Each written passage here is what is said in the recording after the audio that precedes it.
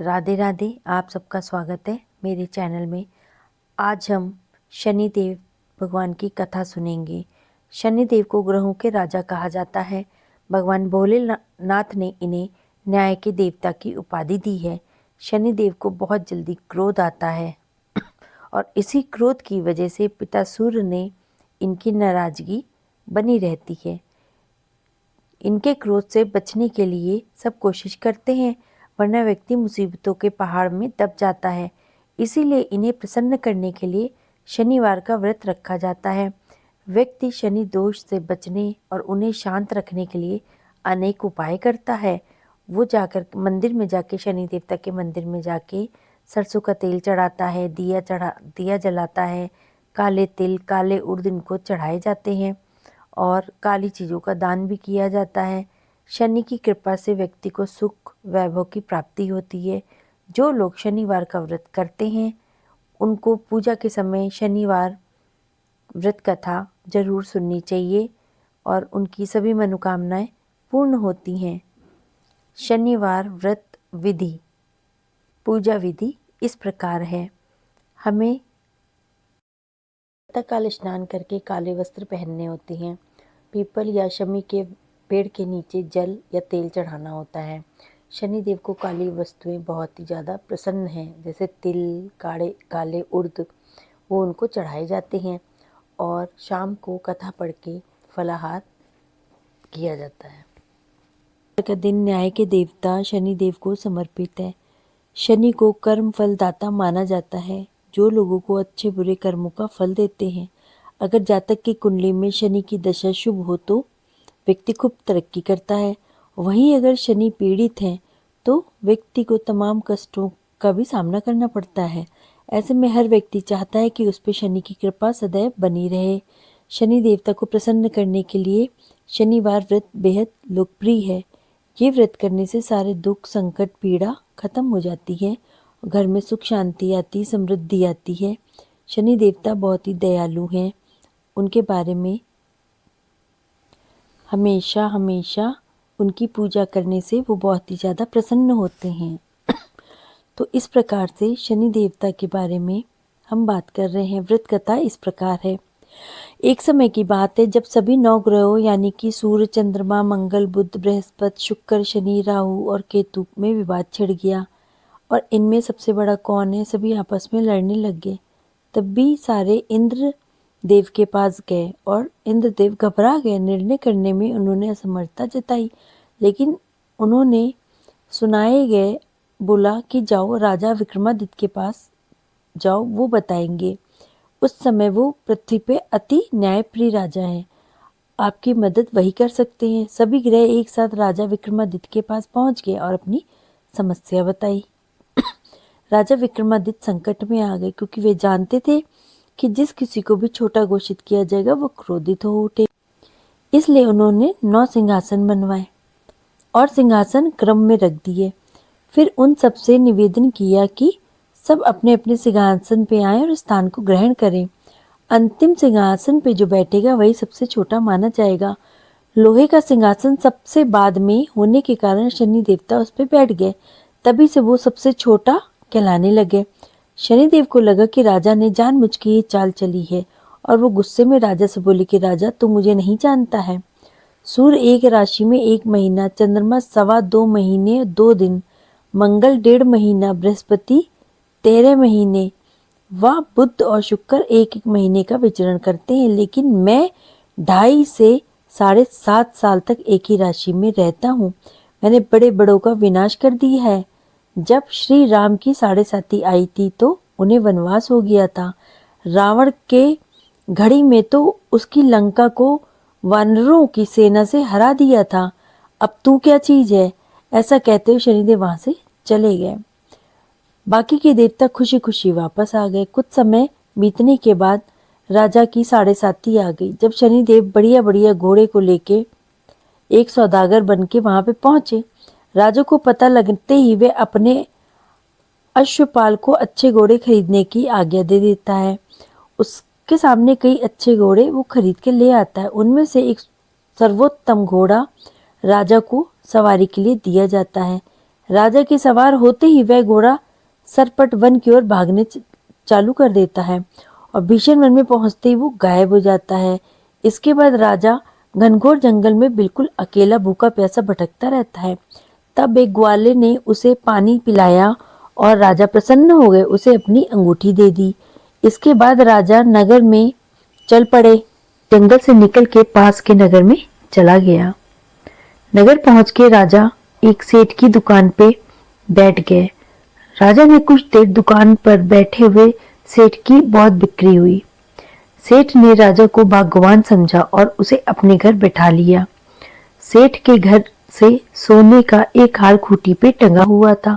राजा को उस कमरे में छोड़ के सेठ कुछ देर के लिए बाहर चला गया और उस समय जो खूंटी पे सोने का हार टंगा हुआ था वो गायब हो गया। सेठ ने जब हार गायब देखा तो उसे चोरी का संदेह हुआ और राजा के ऊपर और नौकरों से कहा कि इस परदेसी को रस्सियों से बांध के नगर के राजा के पास ले जाओ। राजा ने विक्रमादित्य से हार के बारे में पूछा तो उन्होंने बताया कि खूंटी ने हार को निगल लिया है। इस पर राजा और क्रोधित हो गए और उन्होंने चोरी करने के अपराध में विक्रमादित्य के हाथ और पैर कटवाने का आदेश दे दिया। सैनिकों ने राजा विक्रमादित्य के हाथ पैर काट के उन्हें सड़क पे छोड़ दिया। कुछ देर के बाद एक तेली उसे उठा के अपने घर ले गया और कोलू पे बैठा दिया। राजा आवाज देके बैलों को हाँकता रहता। इस तरह तेली का बैल चलता रहता। राजा को भोजन मिल जाता। शनि के प्रकोप की 7.5 पूरी होने पे वर्षा ऋतु प्रारंभ हो गई। एक दिन एक रात को राजा विक्रमादित्य मेघ मल्हार गा रहा था। तभी नगर की राजकुमारी मन भावनी रथ पे सवार उस घर के पास से गुजरी। उसने मल्हार सुनी तो उसे अच्छा लगा, जिसके बाद राजकुमारी ने दासी को भेज के गाने वाले को बुला लाने के लिए कहा। दासी लौट के राजकुमारी को बताती है कि जो मनुष्य गा रहा था वो अपंग है, लेकिन राजकुमारी उसके मेघ मल्हार से मोहित हो गई थी, जिसके बाद सब कुछ जानते हुए भी उसने अपंग से विवाह करने का निश्चय किया। राजकुमारी ने अपने माता पिता से जब यह बात कही तो वे हैरान रह गए। उन्होंने राजकुमारी को बहुत समझाया, लेकिन राजकुमारी ने जिद नहीं छोड़ी और प्राण त्यागने की धमकी दे दी। आखिरकार राजा रानी ने विवश होकर के अपंग विक्रमादित्य से राजकुमारी का विवाह करवा दिया। विवाह के बाद राजा विक्रमादित्य और राजकुमारी तेली के घर में रहने लगे।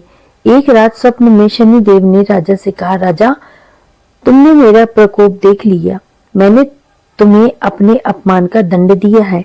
इस पर राजा ने शनिदेव से क्षमा मांगते हुए कहा कि हे शनिदेव, आपने जितना दुख मुझे दिया है अन्य किसी को ना देना और मुझे माफ कर दे। तो इस पे शनिदेव महाराज ने कहा, राजा, मैं तुम्हारी प्रार्थना को स्वीकार करता हूँ। जो कोई स्त्री पुरुष मेरी पूजा करेगा, कथा सुनेगा या सुनाएगा, जो नित्य ही मेरा ध्यान करेगा, चींटियों को आटा खिलाएगा, वह सभी प्रकार के कष्टों से मुक्ति पाएगा और उसकी सब मनोकामनाएं भी पूर्ण होंगी। अगले दिन प्रातःकाल राजा विक्रमादित्य की जैसे ही नींद खुली तो उसने अपने हाथ पांव को देख के राजा को बहुत प्रसन्नता हुई। उन्होंने मन ही मन शनि देवता को प्रणाम किया। राजकुमारी भी राजा के हाथ पर सलामत देख के आश्चर्य में डूब गई। तब राजा विक्रमादित्य ने अपना परिचय देते हुए शनिदेव के प्रकोप के बारे में सारी कथा सुना दी। इधर जब सेठ को यह पता चला तो वह दौड़ता हुआ आया और राजा विक्रमादित्य के चरणों पे गिर के क्षमा मांगने लगा। राजा ने उसको क्षमा कर दिया, क्योंकि वह जानते थे कि यह सब शनिदेव के प्रकोप के कारण ही हुआ है। सेठ राजा विक्रमादित्य को पुनः अपने घर ले गया और भोजन कराया। भोजन करते समय वहां सबके सामने उसी खूंटी ने हार को उगल दिया। सेठ ने भी अपनी बेटी का विवाह राजा के साथ करा दिया और बहुत से स्वर्ण आभूषणों और धन आदि देके राजा को विदा किया। राजा विक्रमादित्य राजकुमारी मन भावनी और सेठ की बेटी के साथ अपने नगर पहुंच गए और नगर वासियों ने हर्ष के साथ उनका स्वागत किया। अगले दिन राजा विक्रमादित्य ने पूरे राज्य में घोषणा कराई कि शनिदेव सब ग्रहों में सर्वश्रेष्ठ हैं। प्रत्येक स्त्री पुरुष शनिदेव को पूजेगा और उनका व्रत करेगा और व्रत की कथा अवश्य सुनेगा। ओम शनिश्चराय नमः। शनिदेव महाराज की जय हो। शनिदेव महाराज बहुत ही दयालु हैं। शनिवार वाले दिन इनको तेल और काले तिल चढ़ाए जाते हैं। बोला जाता है कि मंदिर जाके सरसों के तेल में काले तिल डाल के इनको चढ़ाया जाता है और दीपक जलाया जाता है तो शनिदेव अति प्रसन्न होते हैं। शनिदेव भगवान आप सबके कल्याण करें और आप सब पे हमेशा अपनी दया दृष्टि बना के रखें। आप सबको सुखी जीवन दे, सबको मुक्ति दे, सबको अच्छा जीवन दे। शनिदेव भगवान की आरती। जय जय जय श्री शनिदेव भक्तन हितकारी, सूर्यपुत्र प्रभु छाया महतारी। जय जय जय श्री शनिदेव भक्तन हितकारी, श्याम अंग वक्र दृष्टि चतुर्भुजाधारी, नीलांबर धार नाथ गज की असवारी।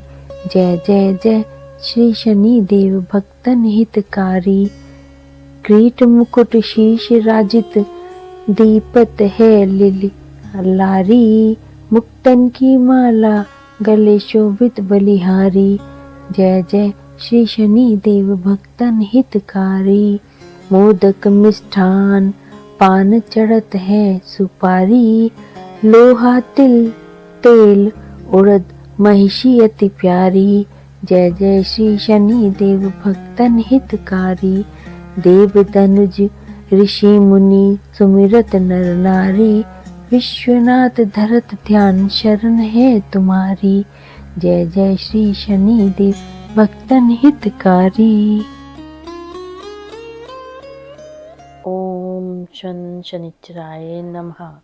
शनिवार वाले दिन कथा सुनने से और आरती सुनने से बहुत ही शुभ प्रभाव प्राप्त होते हैं और शनि की साढ़े साती और ढैया के प्रभाव को भी कम किया जाता है। ओम शनिश्चराय नमः। शनि देवता की जय हो। अगर आपको मेरा चैनल पसंद आया है तो लाइक, सब्सक्राइब और शेयर करिएगा। शनि देवता की जय। आपके घर परिवार पे हमेशा खुशहाली बनी रहे।